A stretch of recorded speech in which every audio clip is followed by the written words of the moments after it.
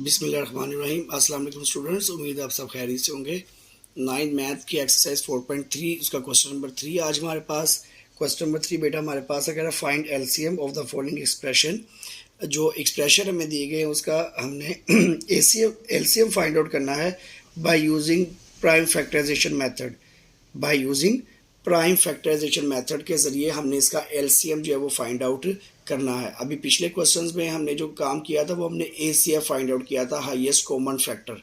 ठीक है, highest common factor find out करने के भी हमारे पास दो तरीके थे। उसमें एक आता है फैक्टराइजेशन और दूसरा आता है हमारे पास प्राइम फैक्टराइजेशन आता है एक हमारे पास, और दूसरा हमारे पास डिवीजन मेथड आता है जो अभी हमने लास्ट क्वेश्चंस के अंदर अटेम्प्ट किया है। फर्स्ट क्वेश्चन में हमने फैक्टराइजेशन किया था, सेकंड क्वेश्चन में हमने डिवीजन मेथड से फाइंड आउट किया था एसीएफ। अब हम एलसीएम भी इसी तरह से करेंगे। एलसीएम जो हम फाइंड आउट कर रहे हैं बाय प्राइम फैक्टराइजेशन। एलसीएम हमारे पास क्या होता है, लीस्ट कॉमन फैक्टर। सबसे छोटा जो फैक्टर, लीस्ट कॉमन फैक्टर जो होता है ना, वो हम फाइंड आउट करने की कोशिश करते हैं बाय फैक्टराइजेशन मेथड। तो इसका तरीकाकार क्या है बेटा, वेरी सिंपल। आप इसको इस तरह से लिख सकते हैं 2a² इंटू बी। अब मैंने 2 को लिख दिया क्योंकि यहाँ पे भी यही टर्म है, a का स्केयर है, इसका मतलब है a कितने टाइम है, a 2 टाइम्स है। तो मैं यहाँ पे इसको अलग अलग करके लिख दूंगा और साथ क्या आ जाएगा, b a की बार है हमारे पास, तो मैंने उसको लिख दिया है। ठीक है, अब इसके बाद हमारे पास है 4a b का स्केयर। अब 4a b का स्केयर है, 4 का मैं एलसीएम ले लेता हूँ। यहाँ पे मैं साइड पे रख के इसका 4 है और 2 टू द 4 आ गया हमारे पास, यानी कि 2 इंटू 2 आ गया। और हमारे पास क्या आ गया, a आ गया मल्टीप्लाई b 2 टाइम्स है, यहाँ पे b का स्क्वायर है, तो यहाँ पे बेटा हम b जो है वो 2 बार लिख लेंगे। ठीक है, अब इसके बाद हमारे पास जो तीसरी टर्म है वो है 6a एंड b। अब 6 का भी हम एलसीएम ले लेंगे। 6 का एलसीएम ले लेंगे 2 3 द 6। इसके क्या फैक्टर बन रहे हैं, 2 एंड 3 फैक्टर बन गया इसका। और इसके पास एक दफ़ा a है और एक ही दफ़ा b है इसके पास। ठीक है, तो ये हमने इसको पहले फैक्टराइज कर लिया सिंपल मेथड से। अब हमने एलसीएम फाइंड आउट करने के तरीका जो है हमारे पास, उसमें हमारे पास दो टर्म्स आती है। वो हमारे पास आता है प्रोडक्ट ऑफ कॉमन फैक्टर्स और product of non common factors. यानी कि पहले आपने देखना है कि इसमें से कॉमन क्या आ रहा है। जैसे लाइक हमारे पास 2 कॉमन आ रहा है, ये मैं आपकी आसानी के लिए निशान लगा रहा हूँ। a कॉमन आ गया और b, यानी कि ये वो टर्म्स हैं जो तीनों वैल्यूज़ के पास हैं। तो इसको हम लिख देंगे कॉमन फैक्टर। इसको हम क्या लिख देंगे, इसको मैं लिखूंगा प्रोडक्ट ऑफ कॉमन फैक्टर। पहले हम इसका प्रोडक्ट लेंगे, किसका, कॉमन फैक्टर्स का। क्या कॉमन आया हमारे पास 2 कॉमन आया है, हमारे पास a कॉमन आया है, जो तीनों टर्म में था हमारे पास b कॉमन आया, और ये हमारे पास क्या बन गया बेटा, ये हमारे पास बन गया है 2a एंड b। क्या है, ये कॉमन फैक्टर का प्रोडक्ट लिया है हमने। अब हम क्या करेंगे, अब हम नॉन कॉमन फैक्टर्स का प्रोडक्ट लेंगे। वो हमारे पास क्या आ जाएगा जी, मैं यहाँ पे लिखता हूँ product of non common factors. Equal का निशान में इसको आगे ले आता हूं। अब नॉन कॉमन फैक्टर्स में बेटा क्या है, जो कॉमन आ गए हैं वो तो हमने यहाँ लिख दिए हैं। अब जो कॉमन नहीं आए हैं वो भी हम यहाँ पे अलहदा से लिख के उनको आपस में क्या करेंगे, मल्टीप्लाई करेंगे। जैसे लाइक यहाँ से हमारे पास अगर हम देखें 2 और 3 आ गया, पहले कांस्टेंट पे आ जाए, उसके बाद ये वाला 1 बच गया था और ये वाला हमारे पास जो है वो b बच गया था। तो जब इन सबको आपस में मल्टीप्लाई करेंगे 3 to the 6 a and b आ गया, ये नॉन कॉमन आ गया। तो एलसीएम फाइंड आउट करने का हमारे पास जो फार्मूला होता है बेटा, वो हमारे पास होता है LCM least common factor is equal to product of common factors multiply product of non common factors. यानी कि इन दोनों को हमने आपस में वैल्यूज को क्या कर देना होता है, मल्टीप्लाई कर देना होता है। जैसे लाइक क्या वैल्यूज आएंगी हमारे पास, product of non common factors की क्या आ जाएंगी 2ab, और product of non common factors जो हम आपस में मल्टीप्लाई करेंगे वो हमारे पास क्या आ गया, 6a एंड b आ गया। हम इन दोनों टर्म्स को आपस में क्या कर देंगे, मल्टीप्लाई कर देंगे। 6 टू द 12 हो गया।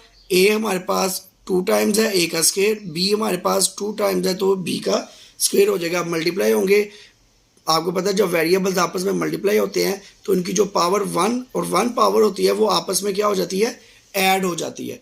तो इसलिए ये हमारे पास क्या हो जाएगा, 12a square into B square आ जाएगा। और ये हमारे पास बेटा क्या आ जाएगा, इसका एलसीएम आ जाएगा, लीस्ट कॉमन फैक्टर। जो हमारे पास ऊपर 3 वैल्यूज थी उसका हमारे पास लीस्ट कॉमन फैक्टर जो है वो ये बन रहा है। ये दूसरा क्वेश्चन है बेटा हमारे पास। दूसरा क्वेश्चन, अब इसको हम फैक्टराइज करते हैं। हमारे पास इसका हम किस तरह से फैक्टराइज करेंगे, ये हमारे पास एक्स स्क्वायर प्लस एक्स है। अब आप देखें इन दोनों में से कोई कांस्टेंट वैल्यू तो है नहीं जो हम कॉमन ले सकें या उसको एलसीएम ले सकें। तो यहाँ पे मैं इसको क्या करूँगा, इसमें से एक्स कॉमन ले लेते हैं हम। तो हमारे पास क्या बच गया बेटा, एक्स प्लस 1 बच गया हमारे पास, ठीक है। अब ये वैल्यू हमारे पास है, इसको हम फैक्टराइज करते हैं, एक्स स्क्वायर एक्स क्यूब है सॉरी प्लस एक्स स्क्वायर है। तो इसमें से आपके सामने क्या चीज़ कॉमन आ रही है, हमारे पास एक्स स्क्वायर जो है वो कॉमन आ रहा है। बाकी क्या बच गया हमारे पास, यहाँ पे हमारे पास क्या बच जाएगा, एक्स स्क्वायर है क्यूब है, एक एक्स अंदर आ जाएगा प्लस और यहाँ पे 1 आ जाएगा, ठीक है जी। तो अब हम एलसीएम किस तरह से लेते हैं, आपको पता है हमारे पास हम लिखते हैं जी product of common factor,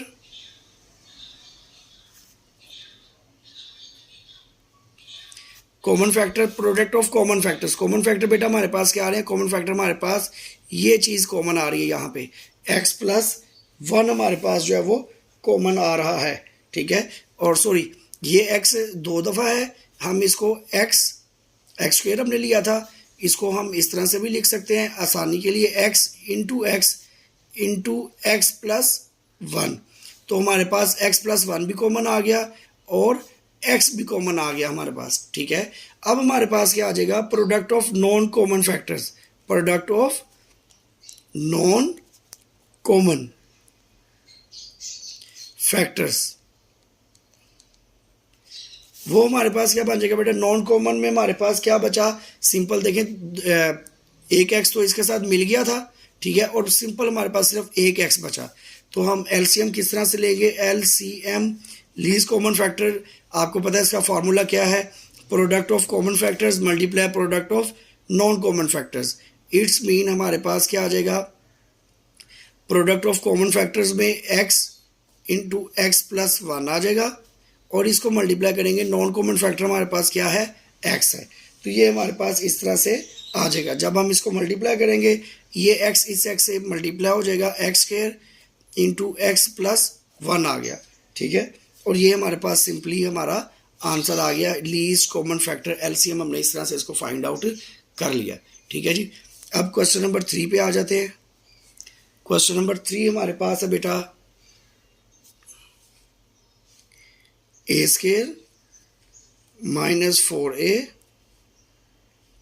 plus 4 और ए स्क्वायर माइनस 2a, ये हमारे पास दो वैल्यूज़ हैं। हम इसको जो है एलसीएम फाइंड आउट करते हैं इसका। अब इसका एलसीएम फाइंड आउट करने के लिए ये जो टर्म्स है ये आपके पास, आपको पता है हमारे पास 3 टर्म्स आ रही हैं, 3 टर्म आ रही है तो हम इसकी क्या करेंगे, फैक्टराइजेशन करेंगे। पहले हम इसकी क्या करेंगे, पहले हम इस वैल्यूज़ के जो है इस टर्म के फैक्टर बनाएंगे जी। फैक्टराइजेशन के 2 रूल हैं, आपको याद होने चाहिए। पहली और आखिरी वैल्यू को मल्टीप्लाई करेंगे, 4a स्क्वायर, 2 नंबर ऐसे जिनको मल्टीप्लाई करेंगे तो 4a स्क्वायर आना चाहिए, और वही 2 नंबर ऐसे होने चाहिए जिनको मल्टीप्लाई करें तो हमारे पास माइनस 4a आना चाहिए। हम इसको मिड टर्म ब्रेकिंग, इसमें मैंने आपको तरीका बताया हुआ है, पहली टर्म आपने ऐसे लिख देनी है, आखिरी वाली भी आपने ऐसे लिख देनी है, जो बीच वाली टर्म है उसके हमने 2 फैक्टर जो है वो बनाने होते हैं जिसको मिड टर्म ब्रेकिंग भी कहते हैं, ठीक है। अब मैं यहाँ पे करता हूँ जी -2a and -2a, minus minus इसलिए किया है क्योंकि जब ये मल्टीप्लाई होंगे तो प्लस का 4a स्क्वायर आ जाएगा, और जब ये आपस में प्लस हो जाएंगे तो -4a आ जाएगा हमारे पास, ठीक है जी। मैंने यहाँ से a कॉमन ले लिया, a -2 आ गया मेरे पास, और मैंने यहाँ से -2 कॉमन ले लिया तो यहाँ पे a आ जाएगा, और ये माइनस इस प्लस को -2 टू द 4 आ गया। अब ये 2 टर्म सेम होगी हमारे पास, इसको हमने कॉमन ले लिया, a -2 आ गया और a -2 आ गया हमारे पास, ठीक है। ये इस तरह से हमारे पास जो है वो टर्म बन गई है। दूसरी जो बेटा हमारे पास टर्म है वो हमारे पास क्या आ रहा है, ए स्केयर माइनस 2a है। अब ए स्केयर माइनस 2a में सिंपल हम क्या करेंगे, ए को कॉमन ले लेंगे, हमारे पास क्या बचा, a माइनस 2 बच गया। ठीक है, अब इसको जो है वो कॉमन फैक्टर्स, इन दोनों में से कॉमन फैक्टर्स आप देख रहे हैं, a माइनस 2 a माइनस 2, ये हमारे पास जो है वो कॉमन फैक्टर आ रहा है। ठीक है, तो मैं यहाँ पे लिखता हूँ कॉमन फैक्टर्स,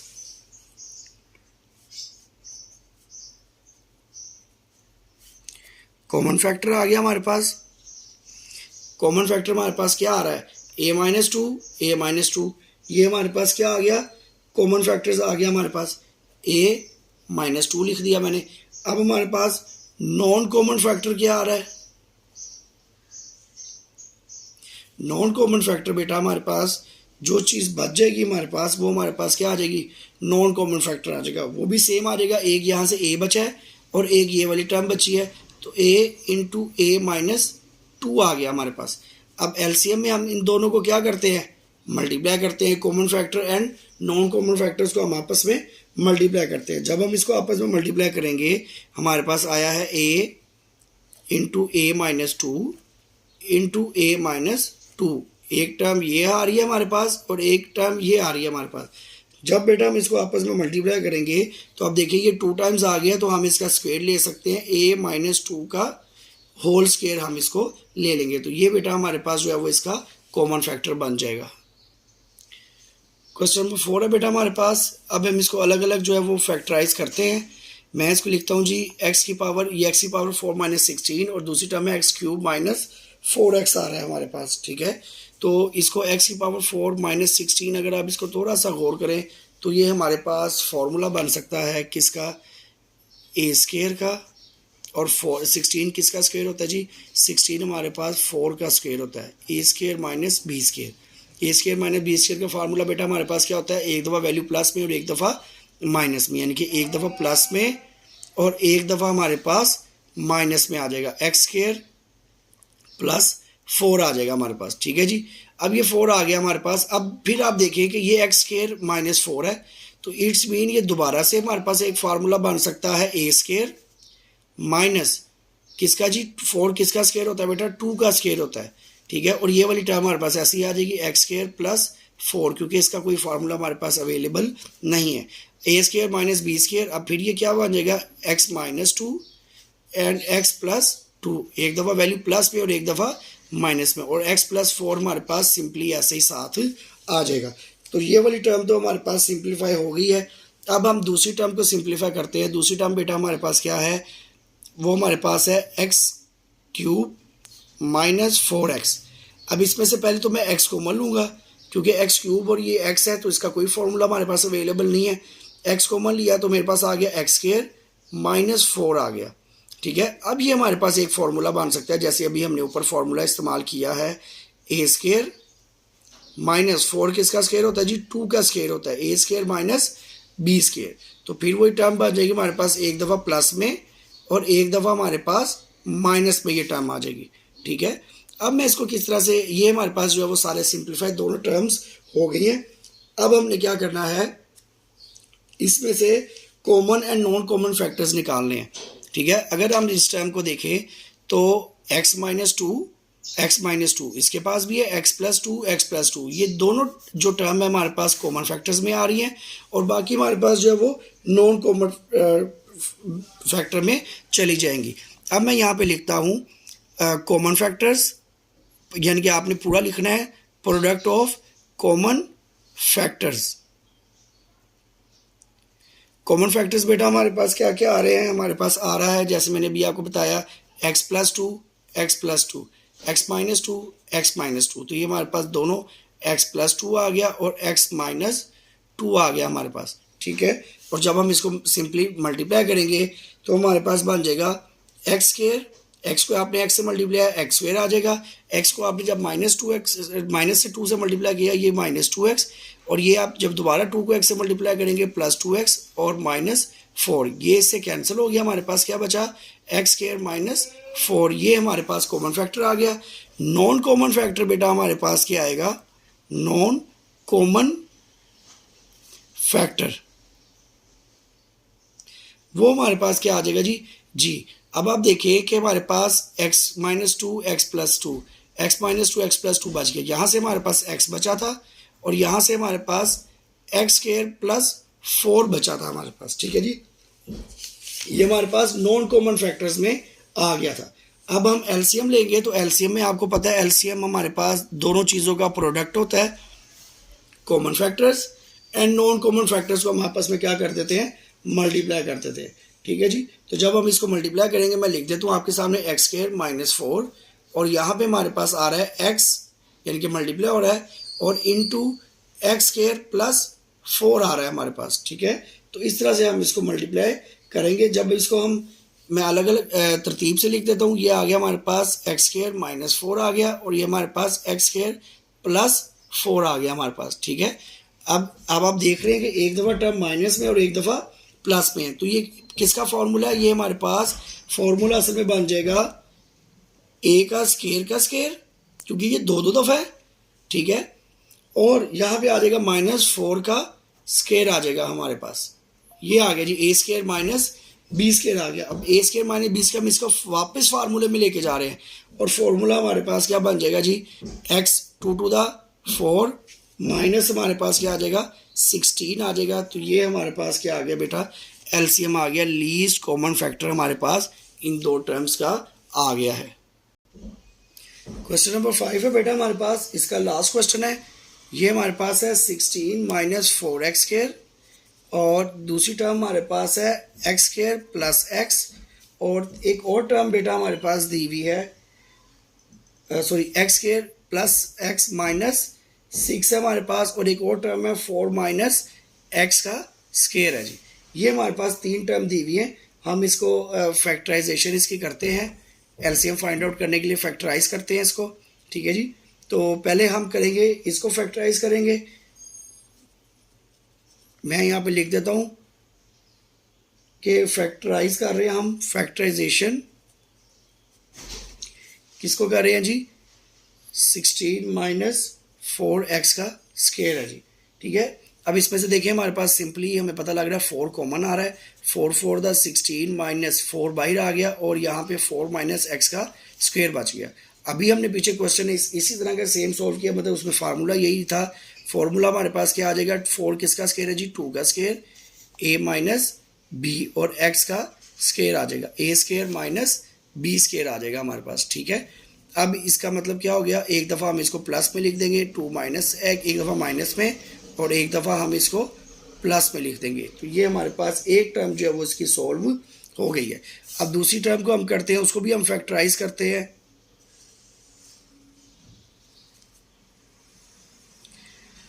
फैक्टराइजेशन में बेटा हमारे पास क्या आ जाएगा, x square plus x minus 6 आ गया। अब इसको मिड टर्म ब्रेकिंग करेंगे क्योंकि ये तीन टर्म्स है हमारे पास। तो मिड टर्म ब्रेकिंग में बेटा आपको दो रूल हैं, पहली और आखिरी वैल्यू को मल्टीप्लाई करें -6 आ रहा है और प्लस माइनस करें तो हमारे पास क्या आना चाहिए, प्लस एक्स आना चाहिए हमारे पास। तो इसका मतलब है, हम इसका मैं फैक्टर बनाता हूँ कि ये आ जाएगा हमारे पास एक्स स्क्वायर और plus 3x minus 2x minus 6 आ जाएगा, ठीक है। अब 3 और 2 को मल्टीप्लाई करेंगे तो -6x स्क्वायर आ जाएगा, 3 में से 2 जाएगा तो प्लस का x बच जाएगा हमारे पास। इसमें से x कॉमन ले लिया, x प्लस 3 आ गया बेटा हमारे पास और यहाँ से मैंने -2 कॉमन ले लिया तो 2 बाहर आ गया, x आ गया और ये माइनस माइनस प्लस 2 3 दा 6 आ गया। ये हमारे पास दो सेम वैल्यूज़ आ गई, x प्लस 3 और बाकी हमारे पास क्या बचा, x माइनस 2 आ गया। क्लियर है जी। ये इस तरह से हमने इसका जो है वो सेकंड भी कर लिया। अब तीसरा हमारे पास पार्ट है, तीसरा पार्ट हमारे पास क्या है बेटा, वो हमारे पास वही है फैक्टराइजेशन का। मैं उसको लिख देता हूँ factorisation of 4 minus x square. तो 4 माइनस एक्स स्क्वायर ये आपके सामने किसका जी, 4 किसका स्क्वायर होता है, ये 2 का स्क्वायर माइनस एक्स का स्क्वायर। अब ये क्या होगा, ए स्क्वायर माइनस बी स्क्वायर, एक दफ़ा वैल्यू प्लस में और एक दफ़ा वैल्यू माइनस में आ जाएगी हमारे पास, ठीक है जी। अब हम तीनों के हमने फैक्टर जो है वो अलग-अलग कर दिए हैं। अब हम इसका वही काम, एक काम क्या था हमारे पास, प्रोडक्ट ऑफ कॉमन फैक्टर्स जो है वो हम फाइंड आउट करेंगे। प्रोडक्ट ऑफ कॉमन फैक्टर बेटा हम फाइंड आउट करेंगे कि कॉमन फैक्टर्स हमारे पास कौन कौन से हैं जी। मैं यहाँ पे इसको अलहदा से लिख देता हूँ। हमारे पास प्रोडक्ट ऑफ कॉमन फैक्टर्स में अब आप देखें कि ये माइनस में है, ये प्लस में है, यहाँ भी एक इसके पास माइनस में है और यहाँ भी इसके पास एक माइनस में आ रहा है।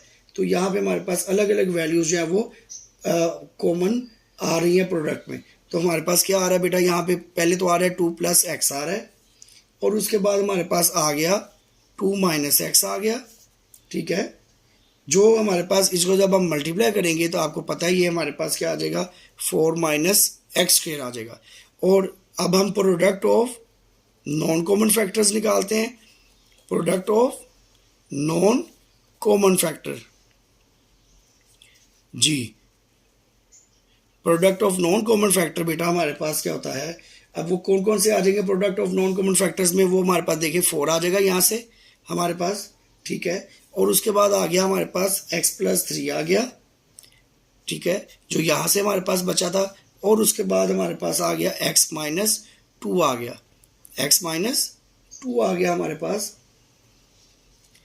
ये हमारे पास सारे नॉन कॉमन फैक्टर्स में आ गए। अब आपको पता है एलसीएम हम किस तरह से फाइंड आउट करते हैं। एलसीएम फाइंड आउट करने के लिए बेटा हम करते हैं LCM is equal to product of common factors multiply product of non common factors. जब अब इस सबको मैं इकट्ठा लिखता हूँ आपके सामने, हमारे पास आ जाएगा 4 - x² इंटू 4 इंटू x + 3 आ रहा है और यहाँ क्या आ रहा है x - 2 आ रहा है हमारे पास। अब इसको मैं थोड़ा सा सिंप्लीफाई करता हूँ, ये 4 इंटू x² इंटू x + 3 आ रहा है और x - 2 आ रहा है। आई थिंक सो कि यहाँ तक इसको काफ़ी है, क्योंकि आगे करने का कोई फ़ायदा नहीं होगा। ये हमारे पास जो है वो इसका लीस्ट कॉमन फैक्टर जो है वो हमने फाइंड आउट कर लिया है।